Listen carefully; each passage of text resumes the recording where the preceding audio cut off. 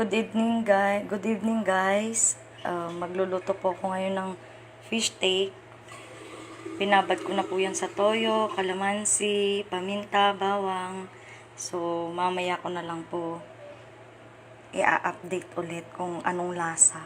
First time ko magluto.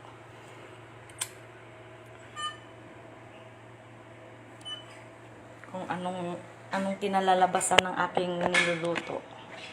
'Di ba?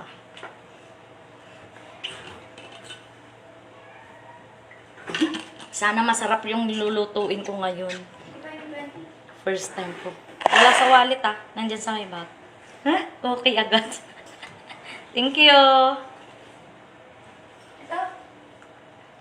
Mayroon dyan barya. Hi, JJ. Oo. 10 lang yan. Hello po.